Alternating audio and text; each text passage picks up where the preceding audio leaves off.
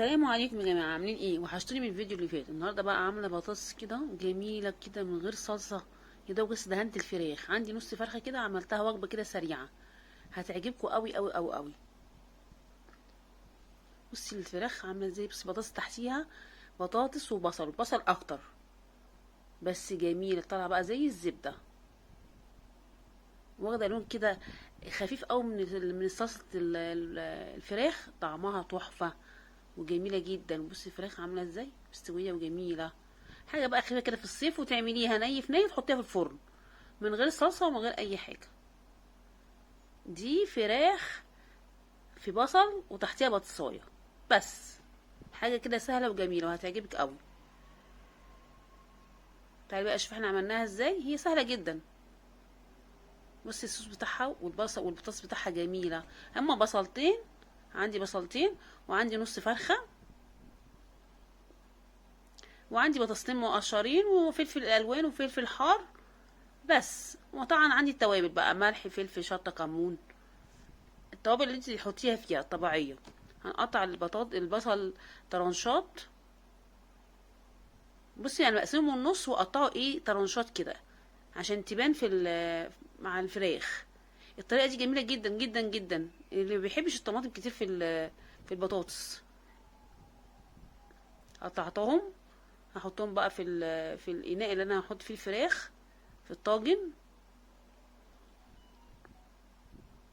واحط بقى عليه التوابل، احط عليه ملح وفلفل وشطه وكمون. حطي مثلا لو عايز تحطي بصل باودر، توم باودر، بس هو الاساسي بتاعها الملح والفلفل والكمون، والفلفل طبعا اكتر. عايز تحطي اي توابل حطيها. انا حطيت شويه قرفه، وحطيت كمون، وحطيت شطه، وحطيت فلفل اسمر بس.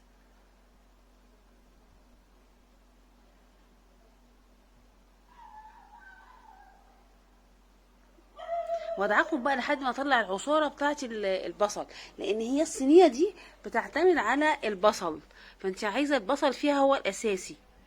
انا كنت ممكن اعملها من غير بطاطس، بس انا بحط بطاطس تحتيها بتاخد الدهون بتاعت الحاجه، بتبقى طعمها جميل جدا واللي بيحبها.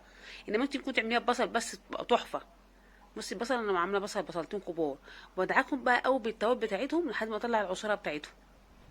صدقيني بتخلي الفراخ طعمها بقى جميل زي المشوي كده بالظبط. بس طبعا البطاطسيه تحتيها بتبقى طعمها تحفه. تدعكيها كتير لحد ما تلاقي البصلايه طلعت معاكي.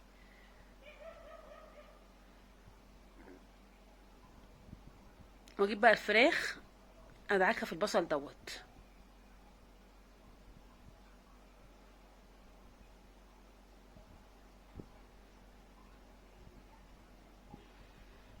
بصي هنزل الفراخ بقى،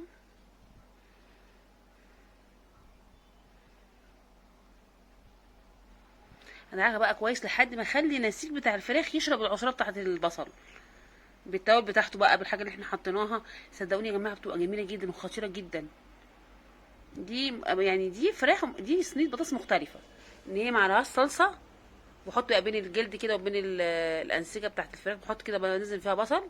بعد كده بقى بشيل الفراخ بشويه بصل، وانزل بقى البطاطستين اقلبهم شويه كده. هنعمل مع بعضين واحده واحده. واللي وصل لحد هنا يا جماعه يعملوا لايك للفيديو واشتراك للقناه.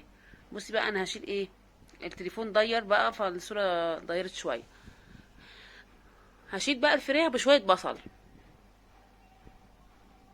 عشان احطها على وش الصينيه. بصي بحط شويه بصل كتير كتير كده ازاي، تبقى طعمها جميل، بحيث ان خفيفه قوي على المعده. هنزل بقى البطاطس وشويه فلفل كده، نص اللي انا حطاهم دول، واخلي النص احطه على الوش. هقلبهم بقى كده تقليبه كده خفيفه. بعد كده بروح حاطه الفراخ. جميله جدا. احنا بنحب دي لانها خفيفه جدا. بتعملي بقى جنبها شويه سلطه كده، وتاكليها بقى بعيش كده صابح، طعمها تحفه. وادهن بقى وش الفراخ صلصه عشان بديها الشكل الحلو. صلصه كده خفيفه ما تنزلش على البطاطس. نحط الاول حبه زيت كده محترمين، طبعا عشان البصل والبطاطس عايزه دهون، وهي نص فرخه قليله فمش هتنزل دهون كتير. نحط بقى بقيه الفلفل.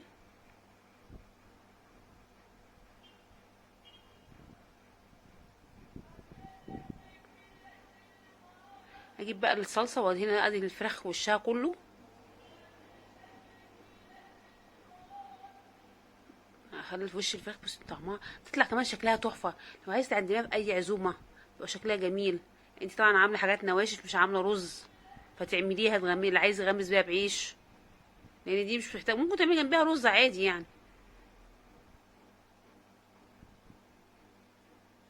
بتبقى طالعه طعمها جميل وشكلها تحفه.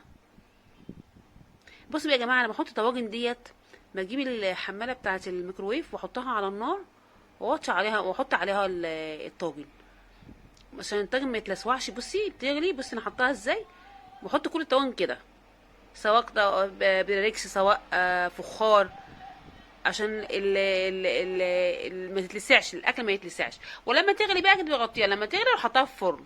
السلام عليكم ورحمه الله وبركاته.